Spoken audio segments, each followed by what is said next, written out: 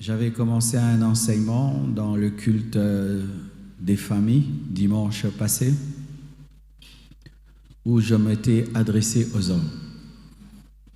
Et pourquoi? Parce que la plupart des temps, nous formons les femmes à être des bonnes femmes, des bonnes épouses, mais nous négligeons de former les hommes à être des bons maris. Souvent, les sœurs sont préparées au mariage. Depuis leur tendre enfance, on leur parle. Une épouse doit faire ceci, une épouse doit se comporter comme cela. Et c'est très rare qu'on voie un jeune homme recevoir une éducation pour être un bon mari. C'est pourquoi il y a beaucoup de mauvais maris. Pire, cette personne qui n'a reçu aucune formation la préparant au mariage reçoit le leadership du mariage, se retrouve chef. Un chef qui n'a jamais appris à être chef se retrouve chef d'une femme, chef des enfants, mais s'est jamais préparé à gérer une famille. Mais de l'autre côté, vous allez voir les jeunes sœurs, avant qu'elle entre dans son ménage, elle a pu pendant un temps gérer le ménage de sa grande sœur. Lorsqu'elle a voyagé, elle est restée avec les enfants de sa sœur. Je vois des fois quand je voyage avec mon épouse, des fois je laisse ma petite sœur Sarah avec mes enfants.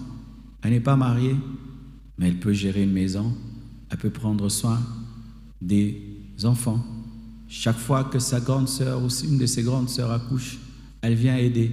Elle sait laver un enfant, elle sait tout cela, alors qu'elle n'est pas mariée. Et le jour qu'elle va se marier, elle saura prendre soin de ses enfants.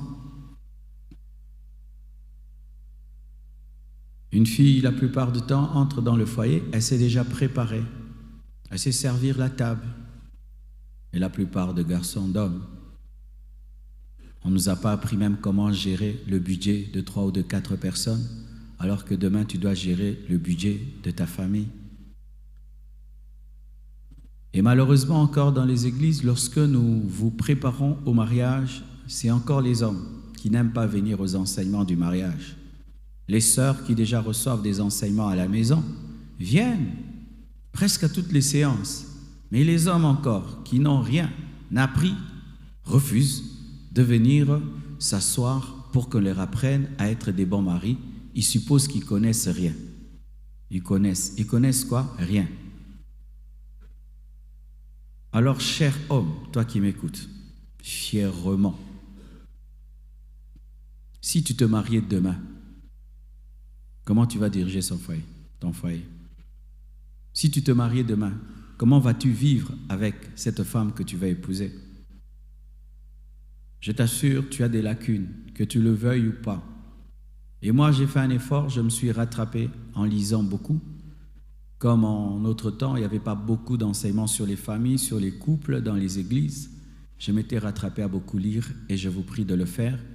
Ce n'est pas par 2 messages du dimanche que je pourrai résoudre tous les problèmes.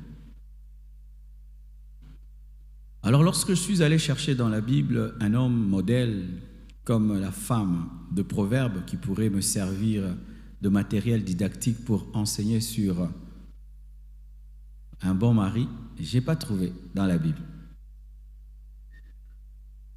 Dans la Bible, au moins, il y a pour les femmes tout un chapitre de Proverbes qui parle de la femme vertueuse. Tu peux en tenir même des séminaires de 30 jours, 40 jours. Mais sur l'homme vertueux, il n'y a aucun chapitre. Il n'y a même pas 10 versets qui se suivent sur un homme vertueux. Alors j'ai été inspiré de tirer mon message sur Jésus, qui est le parfait modèle. Amen. Nous allons nous tenir debout pour lire ce que la Bible nous dit sur Jésus, le parfait modèle en tant que mari. Le thème de mon message, c'est 11 caractéristiques d'un bon mari. Éphésiens 5, versets 22 à 33.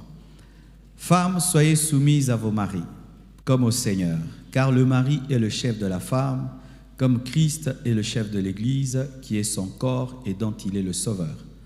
Or, de même que l'Église est soumise à Christ, les femmes aussi doivent l'être à leur mari en toutes choses. Marie Aimez vos femmes comme Christ a aimé l'Église et s'est livré lui-même pour elle, afin de la sanctifier par la parole, après l'avoir purifiée par le baptême d'eau, afin de faire paraître devant lui cette Église glorieuse, sans tache, ni ride, ni rien de semblable, mais sainte et irrépréhensible. C'est ainsi que les maris doivent aimer leurs femmes comme leur propre corps. Celui qui aime sa femme s'aime lui-même. Car jamais personne n'a haï sa propre chair, mais il la nourrit et en prend soin comme Christ le fait pour l'Église, parce que nous sommes membres de son corps. C'est pourquoi l'homme quittera son père et sa mère et s'attachera à sa femme, et les deux deviendront une seule chair.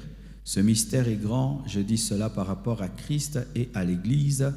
Du reste, que chacun de vous aime sa femme comme lui-même et que la femme respecte son mari.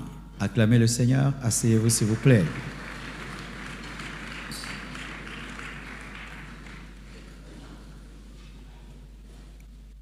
Il y a des gens qui disent, Dieu dit que chacun de vous aime sa femme parce que les hommes n'ont pas l'amour.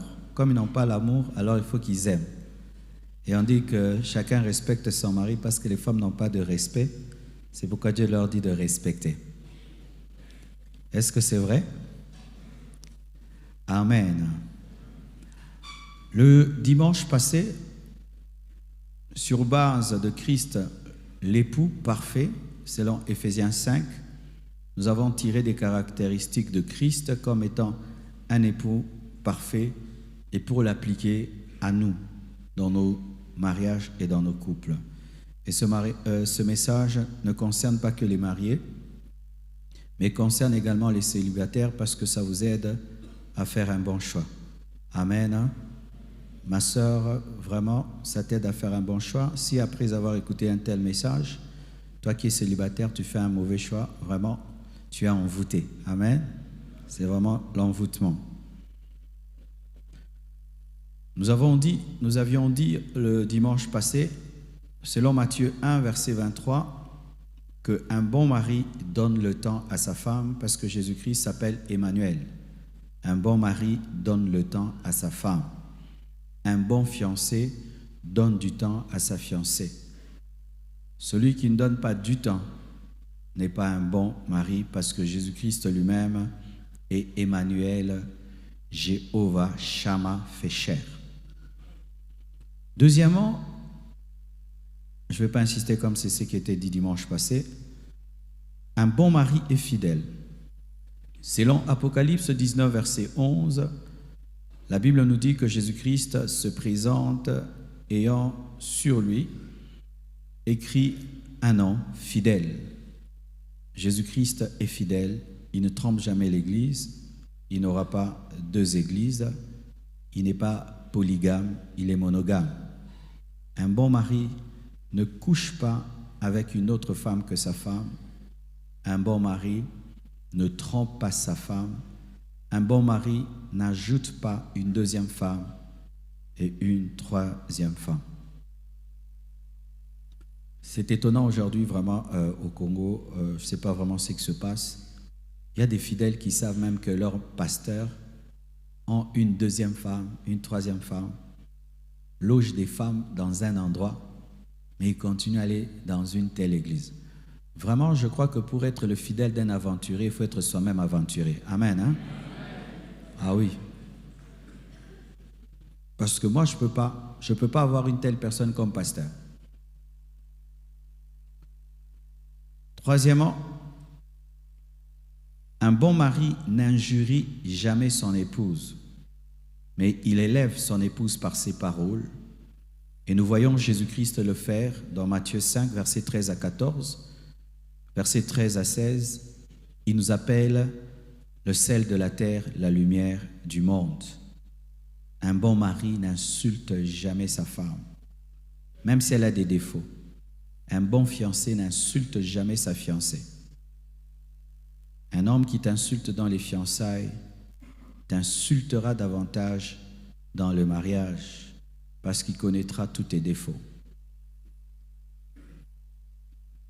Et j'avais dit, pour terminer, un bon mari est propre, et je parle de la propreté corporelle. Dans Apocalypse 1, versets 13 à 16, on nous présente Jésus-Christ vêtu d'une longue robe avec des cheveux blancs comme la laine blanche, symbole de propreté, de sainteté, mais aussi de propreté. Un bon mari est propre. Il veille sur son haleine buccale, Soloyamunoko, veille sur l'odeur de ses aisselles, veille sur ses ongles, veille sur son odeur corporelle, se parfume, se lave, veille sur la propreté de ses vêtements. Et j'aimerais dire, même si c'est que j'ai parmi les choses que j'ai dit le dimanche passé, mais ce n'est pas bien d'avoir des chemises avec des cols sales et des manches sales. Ce n'est pas bien. Des fois, je vois des hommes qui ont des cols sales. Tu vois, c'est blanc et puis c'est jaune, c'est blanc et puis c'est jaune. Ce sont des petites choses, mais qui disent long sur ta propreté. Et quand tu es une femme mariée, tu dois veiller sur les cols des chemises de ton mari et sur les manches de ton mari. Sur base de cela, on peut le diminuer, rien que ça, parce que ça veut dire beaucoup de choses. Amen. Hein? Un homme qui a des cols sales et des manches sales, ça veut dire beaucoup. Soit il a beaucoup porté une chemise. Amen. C'est-à-dire c'était une chemise, il a porté 4 fois, mais n'a pas été lavé. Ou bien c'est lavé, mais très mal lavé. Cher homme, si tu es une femme qui n'est pas propre, ce n'est pas une raison pour être sale. Ah oui. Si tu es un homme propre, mais ta femme ne t'aide pas à être propre, ce n'est pas pour autant que tu dois tomber dans la saleté. Non.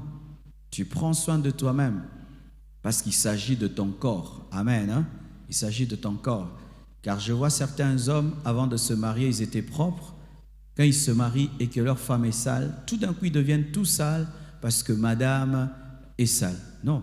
En restant propre, tu enseignes à ta femme la propreté. Amen. Ainsi, elle te suivra et elle changera. Sinon, vous allez faire le royaume de saleté. Pour ce matin. 5e, parce que pour vous, c'était 4e. Un bon mari aide sa femme à éduquer les enfants. Marc 16, verset 20. La Bible dit « Et ils s'en allèrent prêcher partout. Le Seigneur travaillait avec eux et confirmait la parole par les miracles qui l'accompagnaient. Jésus-Christ ne laisse pas l'Église travailler seule. Jésus-Christ participe au travail. Pendant que je prêche, Jésus-Christ est là, il m'aide. Il enseigne avec moi, il me fortifie, il me renouvelle, il ne me laisse pas seul. Je suis son épouse, mais il ne me laisse pas seul. C'est lui le chef, le patron, mais il travaille avec moi. Jésus travaillait avec eux. Il en est de même dans le couple. Un bon mari ne laisse pas sa femme tout faire. Des fois, nous tombons dans ce piège-là de tout laisser à la femme. C'est toi qui éduques les enfants. Toi, tu t'occupes que de chercher la nourriture, payer l'eau, l'électricité. Elle éduque les enfants seuls. Et pas seulement les enfants. Des fois, c'est elle qui suit même leurs études. Si on a signé le journal de classe, c'est elle qui doit suivre. Si les enfants vont aller à l'école, quand même, ils ont bien fermé les boutons. S'ils ont fait les lacets. Elle doit faire tout ça. Se réveiller le matin, prendre soin de toi, s'occuper de l'uniforme des enfants, des lacets des enfants, des boutons des enfants, des peignes des enfants, de ceci des enfants, mais tu auras une femme éternellement fatiguée. Et moi, au départ, je ne comprenais pas trop bien les gens qui vivaient en Europe. Je me moquais un tout petit peu d'eux parce que là-bas, tu vas voir un papa, ils ont 3 enfants, le papa transporte un enfant, la maman un autre, et puis l'autre on tient comme ça. Tu vois des papas tout le temps avec des enfants autour d'eux. Mais bien aimés, plus je les fréquente, plus je me rends compte qu'ils sont sages. Ce n'est pas toujours qu'ils sont dominés par leurs femmes. Qu'est-ce qui arrive là-bas? Pour avoir un domestique, tu dois être très riche. La plupart n'ont pas de domestique. Et la plupart, l'homme et la femme travaillent. Ils doivent se réveiller à 5 heures du matin pour prendre le métro. Et à 6 heures, ils sont au boulot. Et là-bas, quand on dit 8 heures de travail, c'est 8 heures de travail. Ce n'est pas 8 heures au travail, 8 heures de travail. Donc, ils travaillent comme des machines. Et à 18h, les deux entrent dans le métro, ils rentrent à la maison. Et l'homme ne peut pas laisser sa femme préparer, arranger les assiettes et tout. C'est comment? La femme, pendant qu'elle prépare, lui, il arrange les assiettes. Quand ils finissent, les deux lavent les assiettes. Pourquoi? Demain, ils doivent avoir la force pour aller au travail. Les hommes qui jouent au chef ont des femmes qui tombent dans le surménage, qui tombent dans la dépression, qui tombent malades et qui meurent. Alors, comme ils veulent garder leur femme en bonne santé, les hommes aident les femmes. Et ce n'est pas de la faiblesse, c'est de l'amour. Mais tu ne vas pas demander à l'enfant d'autrui. Elle transporte les bébés, elle lave les assiettes, elle travaille autant que toi. Parce que d'ailleurs, là-bas, les femmes, des fois, travaillent même plus que les hommes. Elles travaillent même plus que toi. Et quand elles rentrent à la maison, c'est elle qui balaye, c'est elle qui repasse, c'est elle bébé, les couches, tout. Toi, tu es devant la télévision en train de suivre la Coupe du Monde. C'est ce qu'on nous a appris, nous, en Afrique. L'homme est devant la télévision, il change des chaînes et la femme fait tout. Après, il est encore exigeant la nuit. Tu la laisses se fatiguer pendant la journée et tu veux qu'elle soit performante la nuit. Mais elle est fatiguée. Si tu veux avoir une femme forte, en bonne santé la nuit, tu dois la reposer la journée. C'est pourquoi beaucoup de femmes souffrent d'hémorroïdes. Beaucoup de femmes ont des hémorroïdes. Vous savez ça? Beaucoup de femmes ont des hémorroïdes. Quand elles accouchent, l'énergie qu'elles dépensent pour accoucher, quand elles travaillent fort, tout le temps elles travaillent, elles transportent des choses, elles transportent tout le temps. Et beaucoup de femmes souffrent d'hémorroïdes et les hémorroïdes touchent aussi la sexualité.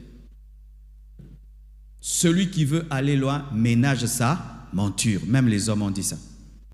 Mais quand tu surutilises ta femme, tu es en train de détruire ton futur.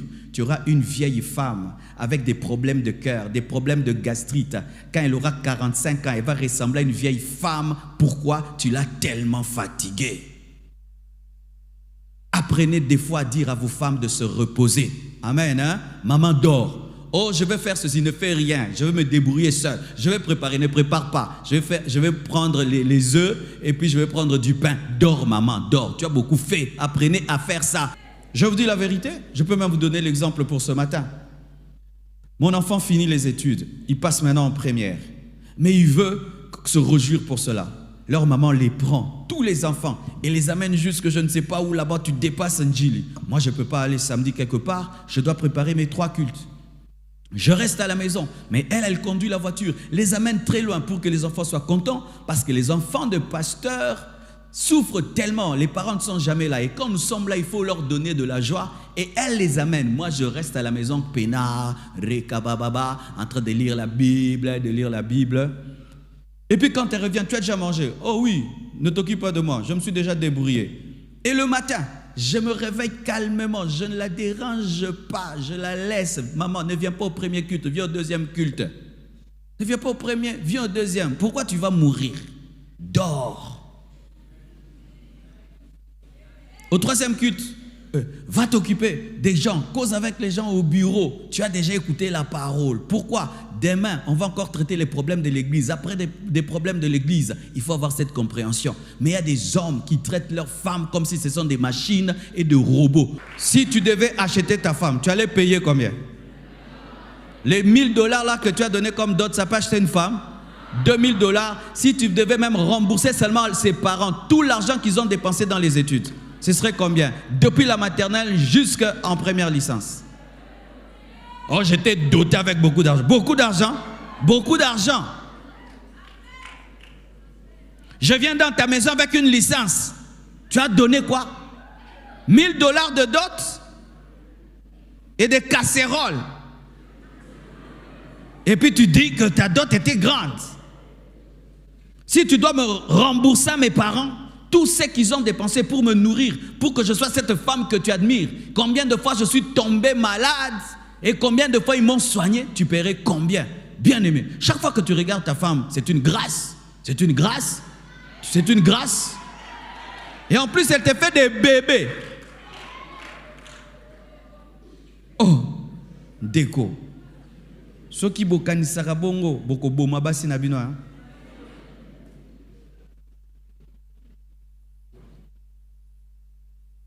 Quand tu enlèves ta veste, pourquoi tu la jettes? Pour qu'elle toujours recherche la veste. Tu ne peux pas prendre ta veste et tu la places dans le placard. Quand tu enlèves tes chaussures, tu ne peux pas les replacer là où tu les as pris. Tu ne peux pas avoir un coin où tu jettes les habits sales, qu'on les retrouve, mais tu jettes partout. Nous trouvons les pantalons arrangés. Nous ne les ramenons jamais arrangés. Vrai ou faux? Pour ceux qui sont mariés. Ta femme classe les pantalons. Toi, quand tu as besoin d'un pantalon, tu sais, moi, je faisais souvent ça. Marcelo. Alors, j'ai dit, pour que je ne fasse plus ça, moi-même, je vais classer mes pantalons. J'ai dit, ne classe plus mes pantalons. Moi-même, maintenant, je classe mes pantalons. Maintenant, comme c'est moi-même, quel soin!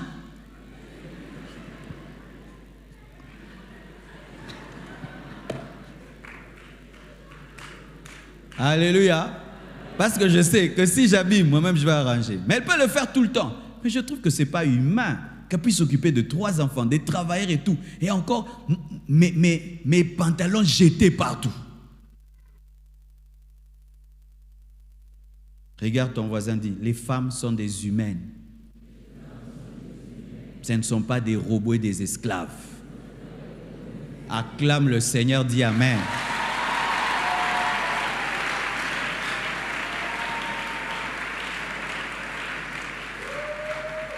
Je sens un Africain se fâcher.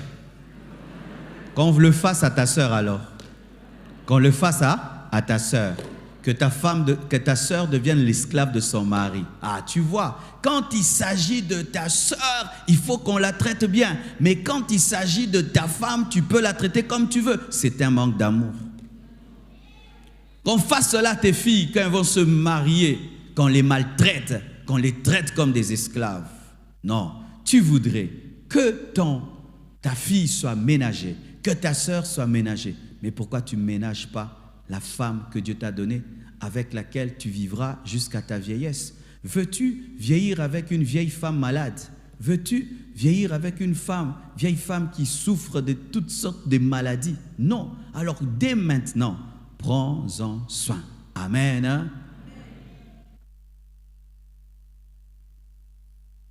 Quantièmement, 6e, un bon mari est romantique.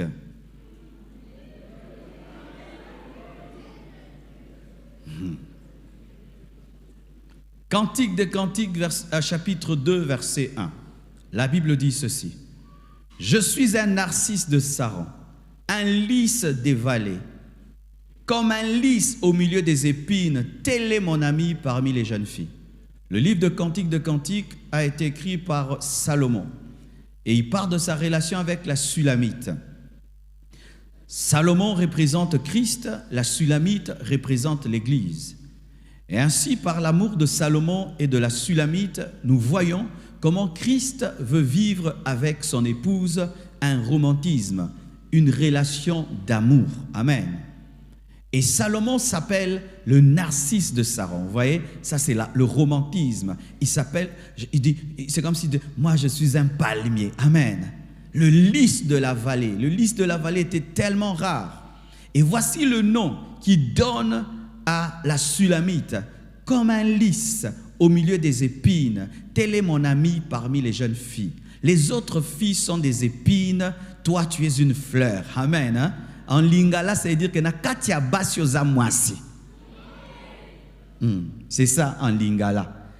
Parmi les filles, toi tu es une fleur parmi les épines. Toutes les autres filles devant moi sont des épines. C'est seulement toi qui es la fleur. Waouh! Bien aimé, toi qui cherches une fiancée, prends ça. C'est ce qu'il a dit. Parmi les femmes, toi tu es la lys, elles ce sont des épines. Donc je ne vais pas me m'approcher d'elles parce que c'est seulement toi qui es la beauté. Et c'est pourquoi Jésus nous a choisis dans le monde entier. Il nous a choisis. Nous sommes le lys parmi les épines. Nous sommes le lys parmi les épines. Nous sommes le lys parmi les épines. Romantisme. Mais souvent les hommes sont romantiques dans les fiançailles. Il faut voir combien de lettres nous écrivons dans les fiançailles, combien des SMS nous écrivons, combien de paroles nous disons. Une fois que tu l'as mis à la maison, c'est-à-dire Kota et Kokaki. Quel homme ici dit toujours à sa femme, je t'aime. Tu es belle, tu es élégante, tu es bien habillée. Cet habit te va bien. Cette coiffure te va bien. Parmi toutes tes coiffures, je préfère celle-là. Oh, ce parfum, je l'aime bien. Il est bien assorti à ta personne. Parfum assorti à la personne, oui. Ce n'est pas parce que tu parles en langue, tu prophétises, que tu ne peux pas dire à ta femme que tu l'aimes. Et sachez ceci, que lorsque tu as épousé une femme, même si tu l'as épousée, tu dois continuer à la draguer toute ta vie et lui faire des mises à jour de l'application « Je t'aime ». Donne-moi la main. Tu sais pourquoi? Les femmes sont toujours en insécurité. Allez dans les maisons où ils se sont mariés. Regardez les photos de mariage. Vous allez voir la transformation. Tu vois la fille qui s'est mariée et tu vois après 30 ans ce qu'elle est devenue. Tu sens que ce papa doit faire l'effort de continuer à aimer parce que cette maman-là n'est pas cette maman-là. Alors quand une femme, tu l'épouses, elle est toute jeune, elle est toute fraîche et tu l'aimes. Elle dit c'est normal, je suis toute belle, toute fraîche. Mais après 15 ans de mariage, 20 ans, les femmes se posent la question, même si elles ne le disent pas, est-ce que cet homme m'aime toujours? J'ai changé, je ne suis plus comme avant. Et il y a des jeunes nouvelles filles qui sont même plus belles que moi. Et il les voit parce qu'il a des yeux, parce que le mariage ne rend pas aveugle. Elle se pose la question, est-ce que tu l'aimes toujours? Et tu dois toujours lui dire, je t'aime. Je t'ai aimé quand tu avais 20 ans. Je t'aime que tu as 30 ans. Je t'aime alors que tu as 40, 50. Je t'aime ma vieille, je t'aime. Les femmes ont besoin de l'entendre. Sinon, elles tombent dans une insécurité. Elles se disent, si il me disait je t'aime, et me disait toutes ces belles paroles lorsque nous étions fiancés, et pourquoi il ne le dit plus? Il se peut qu'il ne m'aime plus. Et pour la rassurer, tu dois le dire. C'est pourquoi vous voyez même une vieille femme, tu dis, maman, tu es bien habillée, mémé. Elle dit, ah merci mon fils, ça leur fait du bien. Et sachez, tu peux lui donner des cadeaux, tu peux lui rendre service, tu peux la satisfaire sexuellement, mais si tu ne lui dis pas que tu l'aimes, si tu n'es pas romantique, elle ne sera pas sûre que tu l'aimes. Apprenez à parler, à être romantique, à faire rêver votre femme. Elles ont été conçues pour cela. C'est pourquoi, ma sœur, un homme qui n'est pas romantique dans les fiançailles, il ne le sera même pas dans les mariages. Il a déjà raté le décollage. Tu veux épouser un tel homme qui n'a rien à te dire? Ta beauté ne le pousse pas à dire des choses. Il est zen face à toi. Maintenant, quand il va t'épouser, il va te mettre à la maison. Qu'est-ce qu'il te dira? C'est pourquoi vous voyez des femmes, même si elle dira non à un homme, elle lui donne l'oreille. Cher homme, lorsque tu remplis ta femme de romantisme, c'est difficile qu'un autre homme puisse te le prendre. Beaucoup de femmes sont prises parce qu'elles peuvent donner l'oreille. Pourquoi Ève est tombée? C'est parce qu'elle a donné l'oreille au serpent. Si tu remplis ses oreilles des bonnes paroles, lorsque quelqu'un viendra y mettre des paroles, elle sera tellement remplie qu'il n'y aura pas la place d'autres paroles. Un bon mari est romantique. Septièmement, un bon mari est un modèle, un exemple à suivre. Jean 13, versets 13 à 15, la Bible dit ceci. Vous m'appelez maître et seigneur, et vous dites bien, car je le suis. Si donc je ne vous ai pas lavé, si je vous ai lavé les pieds, moi le Seigneur et le maître, vous devez aussi vous laver les pieds les uns les autres. Car je vous ai donné un exemple, afin que vous fassiez comme je vous ai fait. Jésus-Christ donne un modèle d'humilité et de service. C'est alors qu'il peut dire aux apôtres de faire comme lui. Un bon mari est un modèle. Chers hommes, être chef dans une maison, ce n'est pas avoir une grosse voix. Être chef dans une maison, ce n'est pas avoir des paquets, être musclé. Être chef dans une maison, c'est être influent. C'est celui qui influence la maison positivement qui est chef. Et si c'est la femme qui influence la maison positivement, c'est elle qui est leader de la maison. Toi, tu es le mari, mais c'est elle qui est leader.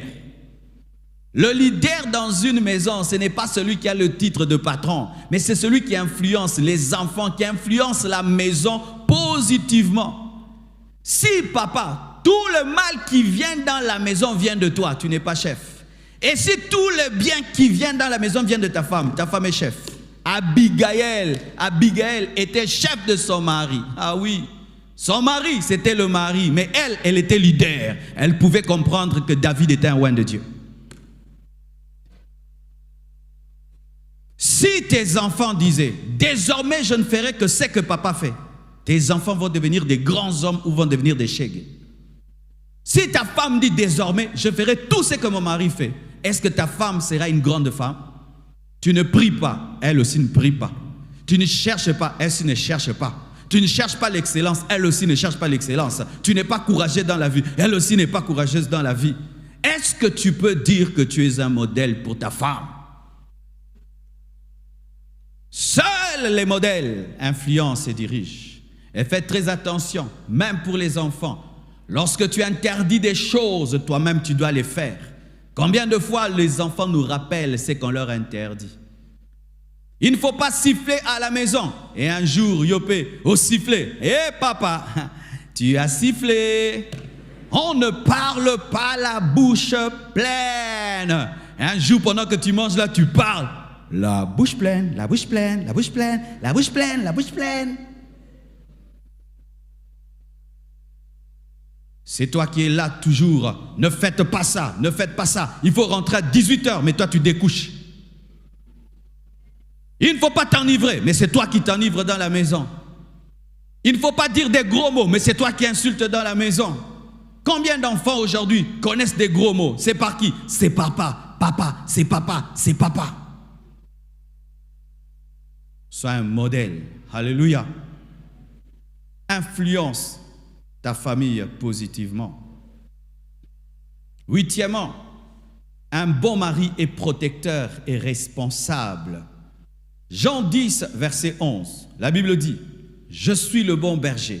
Le bon berger donne sa vie pour ses brebis. » Quel est l'homme ici? Si un brigand entre chez lui, il dit, « Aujourd'hui, je suis venu tuer un d'entre vous. » Il y a toi, il y a ta femme et ton enfant. Quel est le mari qui dira, « Tuez-moi, laissez ma famille » ? Lève la main. Levez bien. Les célibataires, je doute de vous. Attendant que vous puissiez vous marier. Mais un vrai mari, il fait comme Jésus. Il accepte de mourir pour que l'église vive. Il accepte de mourir pour que les brebis vivent. Où le militaire entre, il dit, je veux tuer. Tu dis, tuez-moi, laissez ma femme et mes enfants. Car si tu ne le fais pas, qu'est-ce que tu vas raconter comme histoire?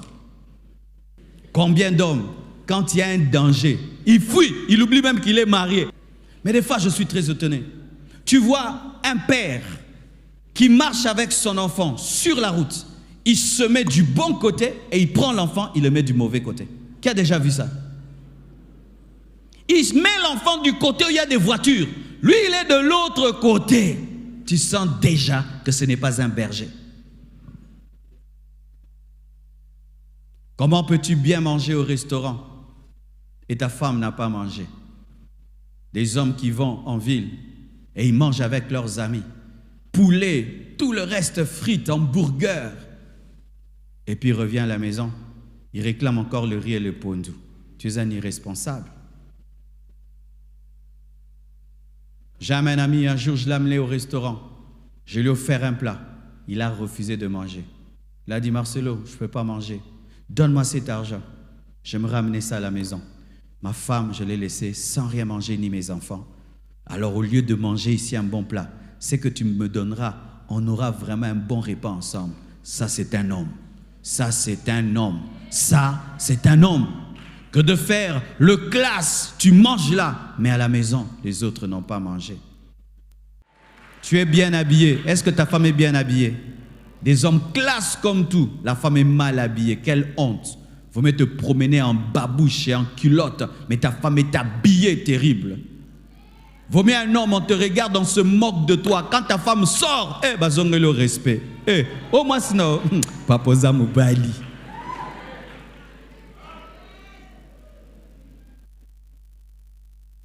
Un jour, j'avais fait ça au début de mon mariage. Je venais de me marier. Et ce jour-là, je voulais un peu scandaliser le quartier. Je me suis habillé en babouche, en pantalon, simple. Et ma blanche a dit, tu t'habilles bien. Tobé t'a tourné à quartier. Alors on s'est promené dans Simbébou. L'Ipazi. Sotalinga fo Nathalie. Respect, respect, respect. Voyez comment nous respectons Jésus à cause de l'Église. Quand je te regarde, je respecte Jésus. Quand je vois la gloire de Dieu dans ta vie, je respecte Jésus. Mais Jésus est mort nu à la croix. Jésus est mort nu à la croix. Il a porté une couronne d'épines pour que tu aies une couronne de gloire. Il a été diminué pour que tu sois élevé. Jésus s'est offert pour que tu vives. Un mari se dépouille pour que sa femme soit grande. Toi, tu roules en voiture, ta femme prend des taxis. Des hommes comme ça, lui il a une voiture, sa femme entre dans des wewa. Oh non, c'est pour le travail. Comment tu te sens? Toi tu es dans ta voiture, mais tu sais que ta femme est en train de chercher un taxi. Non. Tous mes enfants qui sont à ma sécurité savent, s'il y a une seule belle voiture et qu'elle doit aller dans une direction et que moi dans une autre, je préfère prendre même la RAV4 de l'église, elle doit bien rouler. Comment moi je peux être dans une belle voiture, mais elle cherche un bus.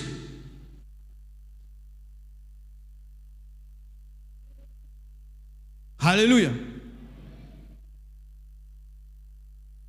Cette différence-là révèle que tu es un petit homme. Donnez-moi là, je veux dire quelque chose. Voyez l'homme quand on l'a créé, il est sorti directement de la terre, de la saleté. Mais la femme est sortie de l'os, la propriété.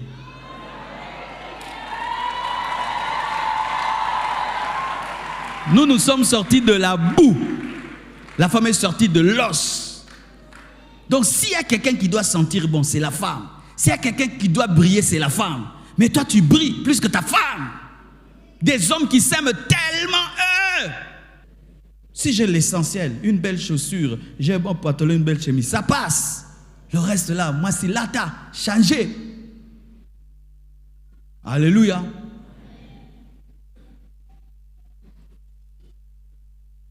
Neuvièmement, un bon mari est courtois et bien éduqué.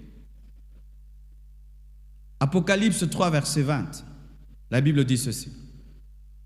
Apocalypse 3, verset 20. La Bible dit ceci. Voici, je me tiens à la porte et je frappe. Si quelqu'un entend ma voix et ouvre la porte, j'entrerai chez lui. Je souperai avec lui et lui avec moi. Qui parle? Jésus. Jésus frappe à une porte alors qu'il peut la défoncer, il peut la détruire, la brûler et il entre. Mais il se donne la peine de respecter et de frapper attendant qu'on lui ouvre. Pourquoi? Jésus est bien éduqué. Jésus-Christ ne se comporte pas comme un démon qui s'impose dans ta vie. On te prêche l'évangile et tu décides de croire et puis il entre. Tu refuses, il n'entre pas. Le jour que tu décides de l'abandonner, il quitte ta vie. Pourquoi? Il est bien éduqué, il est respectueux, il est courtois.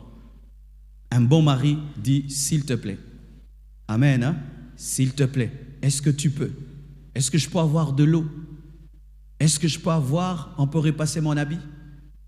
S'il te plaît, est-ce que tu peux venir? J'ai à te parler. Ou dans la chambre. Tu parles là. J'ai pas aimé ça. Tu trouves pas que non. Ok, ça va. Merci. Ça t'a pas tué? Tout le temps, je suis le chef, je suis le chef, je suis le chef. C'est moi le chef. C'est moi qui paye la maison. C'est moi qui paye la maison. C'est moi qui vous nourris. Petit homme, laisse les gens reconnaître que tu es chef, que tu les nourris. Arrête de crier tout le temps que tu es chef. Si un lion vient seulement ici, il se met là, il dit rien. Nous tous, on va fuir, vrai ou faux? Est-ce qu'il a dit quelque chose? Tu sais que c'est un lion. Si tu es un lion, reste calme. Mais si le lion crie tout le temps, c'est un lion, c'est un chat. Ayez une main de fer dans un gant en velours. C'est-à-dire tu es ferme, tu es autoritaire, mais dans la douceur. Tu es autoritaire, mais dans l'amour. Tu es autoritaire, mais avec classe. Mais qu'on ne sente pas une autorité brute. Qu'on qu'on a affaire à un chef. Donc, papa, ça veut dire chef. Et s'il dit chef. Ta femme ne va pas causer avec toi, tes enfants ne vont pas causer avec toi. Parce que le chef lui donne seulement des ordres. À vos ordres, chef. Oui, des familles dans lesquelles le père ne cause avec des enfants qu'avec des lettres. Sous la table, ou sous plutôt la porte de la chambre. On écrit et puis on l'envoie, lui il lit et puis vous allez trouver sur la table. Ça c'est un théâtre. Mais ailleurs, il rit avec tout le monde, avec les cousins, les cousines, les enfants des autres. Là il rit, les femmes des autres il rit, mais avec sa femme il est dur. Pourquoi tu es dur avec ta femme, celle qui t'a donné sa vie, qui s'est offert à toi, qui est là prête en tout pour toi. Mais là, avec elle, non. Alléluia. Et voici, si vous êtes fiancé, et tu sens que ton fiancé n'est pas très poli, très bien éduqué et très courtois, ne te précipite pas à le présenter auprès de tes parents si tu es dans une famille bien éduquée. Amen. Prends le temps de lui donner des cours à domicile avant de le présenter. Il risque de manquer du respect à ta famille. Tu l'amènes chez tes parents. Ah, hey, mon pote, ça va? T'es cool, hein? Ah, je craque ta meuf. À mon film. Bonivier, vous êtes bien? Tu ne l'épouses pas cet homme. Pourquoi? L'éducation. Prenez le temps d'apprendre ses manières. Car je t'assure, des fois tu es fiancé à une fille. Elle refuse de te présenter à ses parents parce qu'elle sait que jusque-là, tu n'as pas encore le niveau de la culture de sa famille. Elle prend le temps. Elle prend le temps. Et des fois, c'est un signe que vous ne devez pas vous marier.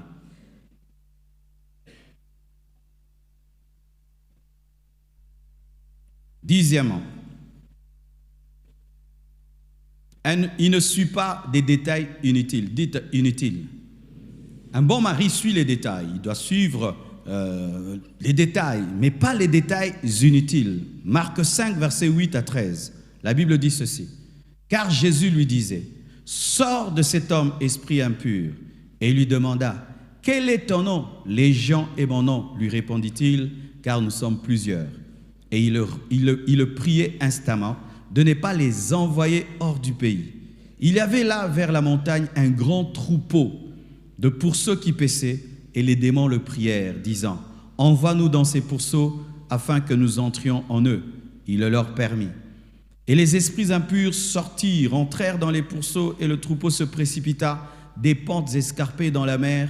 Il y en avait environ 2000, et ils se noyèrent dans la mer. Voyez, Jésus-Christ veut chasser un démon, et il pose la question, « Qui es-tu » Et un démon répond, « Légion, parce que nous sommes nombreux. » Légion, parce que nous sommes nombreux. Donc c'est le chef des démons qui était dans le corps de ce fou qui parle au nom de tous. Mais Jésus se contente de lui parler à lui, le chef de la légion, mais n'entre pas dans le détail de poser des questions à chaque démon parce qu'ils étaient plus de 1000, mais il se contente de chasser le chef, sachant qu'en chassant le chef, tout le reste partiront. Jésus se concentre sur ce qui est essentiel, mais qui engendre la victoire sur ce qui est des détails. Parce qu'après avoir chassé légion, tous sont partis, mais n'a pas de poser la question sur tous les noms des autres démons, parce qu'il y avait l'esprit de folie, il y avait l'esprit de mort, l'esprit d'autodestruction, l'esprit de rejet, l'esprit de suicide, mais Jésus s'est concentré sur le chef qui a dit « Je suis légion ». Qu'est-ce que cela veut dire? Un homme se concentre sur les choses essentielles, il n'entre pas dans les choses inutiles. Tu ne peux pas être un homme, tu sais compter même le nombre de viande qu'il y a dans une casserole. Il peut manger et il s'en va, mais il connaît la configuration de la nourriture qu'il a laissée. Un père, mais il connaît tout sur le quartier, un mari. Il connaît tout, que là on s'est battu, là on a acheté, là on a fait, tu vois lui, c'est lui, tu connais tout sur le quartier comme une femme, mais un homme. Tu entres dans les conversations des femmes, mais tu t'assieds avec elles et vous causez. Ta femme cause avec quelqu'un, c'était qui? C'était quoi? C'était qui? C'était quoi? Certains hommes même connaissent même les prix des choses des femmes, combien les sacs là coûtent cher. Critiquant comme une femme, médisant comme une femme, connaissant tout comme une femme, cherchant les détails sur les gens comme une femme. C'est quand ta femme te dira un jour, sois un homme. Un homme ne suit pas tout. Même quand tu donnes l'argent à ta femme, tu n'as pas besoin de tout suivre. Un grand homme ne suit pas tout. Tu prends de l'argent, tu donnes à ta femme, tu ne vas pas suivre. Tu avais fait quoi avec? Il y a des choses que tu lui donnes pour faire telle et telle chose, mais d'autres tu lui donnes pour elle. Mais c'est sûr qu'elle doit donner à sa mère, elle doit donner à ses frères, elle doit donner à ses cousins, ses cousines. C'est normal, parce que toi aussi tu donnes aux membres de ta famille, mais en tout tu suis. Est-ce que le président s'occupe des roulages? De ceux qui gagnent en cours des routes? Il s'occupe d'eux. Mais il sait qu'ils ont, mais il a tellement de grandes choses qu'il est en train de faire qu'il ne s'occupe pas des 500 francs qu'il gagne tout le temps sur la route. Mais il y a des hommes qui suivent tout, même 200 francs, même 100 francs. Tu envoies ta femme au marché, quand elle revient, il faut qu'elle te rende les 100 francs là qui étaient restés. Et si elle a osé prendre un sucré au marché, problème. Bassesse, petitesse, petite vision. Et sache ceci, n'attends pas avoir beaucoup d'argent pour te comporter comme un grand homme. N'attends pas avoir beaucoup d'argent pour te comporter comme un grand homme. Dans le rien que tu as, sois un monsieur. Dieu te donnera l'élévation.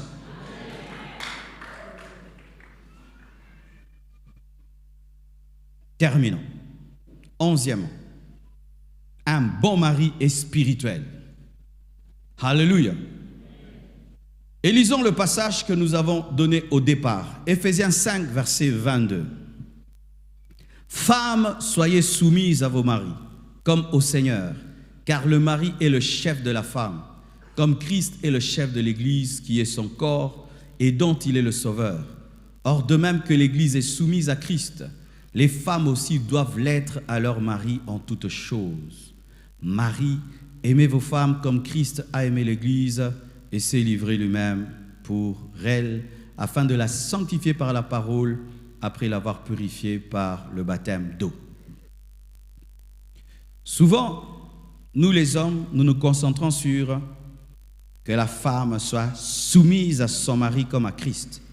Et quand on dit que la femme soit soumise à son mari comme à Christ, ça veut dire vraiment que de la même manière, tu te soumets à Jésus, tu dois te soumettre à ton mari. C'est ce que dit la parole. Et en toute chose, si ton mari te dit de ne pas porter un pantalon, tu portes un pantalon, tu es insoumise. Donnez amen. Tu es une femme mariée. Tout ce que tu fais, c'est pour plaire à ton mari. Maintenant, moi, je te dis aujourd'hui, pour me plaire, sois en pagne. Maintenant, toi, pour me plaire, tu décides d'être en pantalon. Donc, le pantalon, là, tu ne l'as pas porté pour moi, tu l'as porté pour toi-même, tu es rebelle. Comme on voit des femmes, l'homme t'épouse, tu es noir. Il t'a choisi noir. Il y avait beaucoup de métis et des femmes claires à côté. Il n'a choisi que toi noir. Tu entres dans le mariage sans sa permission, tu commences à dégrader jusqu'à ce que tu deviennes clair. Tu te fais belle pour qui? Ton mari n'aime pas que tu mettes trop de maquillage. Mais toi, tu aimes tout le temps te maquiller. Tu te maquilles pour qui? C'est de la rébellion. C'est de la rébellion. C'est de la rébellion. La Bible dit, la femme doit se soumettre à son mari en toutes choses. Les sœurs disent amen. Ouais, c'est bien quand j'ai parlé aux hommes. Mais c'est ce que dit la Bible. Je ne prêche pas ma pensée, je prêche la parole de Dieu. Une femme se soumet à son mari en toutes choses. Mais, voici la condition. À quel genre de mari on se soumet en toutes choses? C'est celui qui peut mourir pour toi. Vous voyez les hommes, nous aimons la partie soumission. Mais à qui on se soumet en toutes choses? C'est celui qui ressemble à Christ. Christ maintenant il est quoi? Il est un modèle. Amen. Hein? Il ne tombe pas dans l'adultère. Il n'insulte pas. Et il est prêt à donner sa propre vie pour sa femme. Donne-moi la main, je vais te parler. Supposons que Jésus-Christ soit venu sur la terre et Dieu lui demande de mourir pour nous, il refuse. On lui présente la coupe, il refuse de la boire, il vient sur la terre et quand il voit la croix, il la brûle et il rentre au ciel comme Élie et comme Enoch. Et puis ce Christ-là qui fuit la croix, il revient pour nous donner des ordres. Tokoto ça? Est-ce qu'une femme doit se soumettre à un homme qui l'empêche de prier? Parce que tu es mon mari, moi je ne vais pas prier. Tu ne ressembles pas à Christ dans ce domaine, je ne me soumets pas. Est-ce qu'une femme doit se soumettre à un homme qui refuse qu'elle donne à Dieu? Non, dans ce domaine, tu ne ressembles pas à Christ, je ne me soumets pas. Un homme te dit, on doit être franc-maçon pour que je devienne un grand politicien. Est-ce qu'une femme peut se soumettre à un tel homme? Non, parce que là, tu veux faire de moi une sataniste. Donc, tu es comme Christ, je me soumets en toutes choses. Là où tu n'es pas comme Christ, je ne me soumets pas. On se soumet qu'à son mari qui est dans le domaine où il ressemble à Jésus.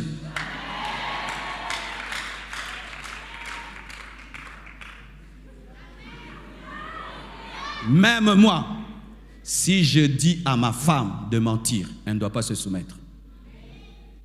N'est-ce pas qu'il y a des femmes qui sont venues prier aujourd'hui, les maris sont contre? Mais tu es venu. Pourquoi? Là, il s'agit de ton salut. Il s'agit de ton salut. Dieu ne va pas te dire, ma fille, je te comprends, tu ne peux pas aller en enfer parce que c'était pour ton mari. C'est écrit dans la parole de Dieu. Dans certains domaines, que ceux qui sont mariés soient comme s'ils ne sont pas mariés.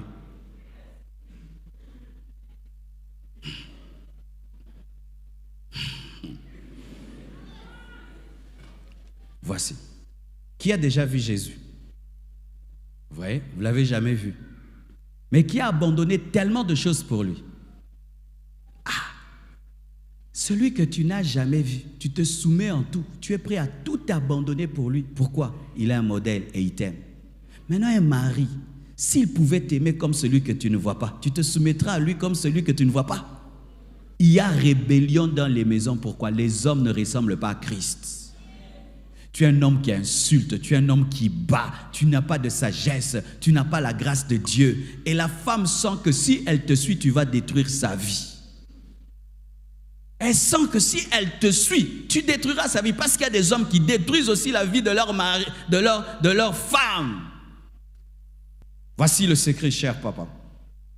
Sois un homme rempli de l'esprit, de la présence de Dieu, de la sagesse de Dieu. Sois un homme spirituel. Tu ne vas pas dire à ta femme de t'obéir. Elle t'obéira. Alléluia. Tu pries en esprit. Et vous vous êtes fâchés hier. Et tu reviens vers elle. Tu dis, l'Esprit de Dieu m'a dit que je t'ai fait du mal. Je te demande pardon. Abraham était un papa spirituel. Isaac, un papa spirituel. Jacob, un papa spirituel. Mais aujourd'hui, qui sont les non spirituels dans les maisons? Les papas. Les pères de la foi, c'était des hommes la plupart. Mais qui sont les personnes rationalistes dans les maisons? Ce sont les papas. Et qui prient beaucoup? Les mamans. Qui ont l'onction? Les mamans. Qui ont la vie de jeûne? Les mamans. C'est pourquoi dans les maisons, les femmes ont eu le leadership. C'est maman qui jeûne, c'est maman qui prie, c'est maman qui ouvre la Bible, c'est maman qui connaît les versets. Papa ne connaît pas les versets. Il connaît tous les articles de la Constitution, mais il n'a même pas un verset biblique. Cher homme, si vous voulez qu'on se soumette à vous, soyez de Christ. Une femme voit un homme, tu deviens grand, mais tu es fidèle. Tu as des tentations, tu es fidèle. Tu gardes le caractère, Une femme ne peut que se soumettre à toi. Elle ne peut que se soumettre à toi. Mais quand tu as un mauvais caractère, elle voit un démon en toi. Elle voit un démon. Tu ne la pousses que vers le mal. Tu la pousses que vers le mal. Et tu veux qu'elle puisse se soumettre pour que tu détruises sa vie. Femmes, soyez soumises à des hommes, Christ. Hommes, vous voulez la soumission? Ressemblez à Jésus. Vous n'allez même pas la réclamer. Des fois, mon épouse me suit dans des endroits terribles où je suis menacé même de mort. Menacée d'être tabassée. Elle entre dans l'avion avec toi. Elle a peur, mais elle te suit là-bas. Pourquoi? Elle sait que tu es un homme de Dieu. Et tu dis, Dieu m'a dit d'aller. Rien ne va nous arriver. Nous irons, nous reviendrons. Ils ne nous feront rien. Tu es sûr? Ah, ça va. On y va. Elle part, elle revient, il n'y a rien. Elle a confiance en toi. Demain, tu lui dis, Dieu m'a dit de faire ça. Elle va te suivre. Pourquoi? Elle connaît ton Dieu.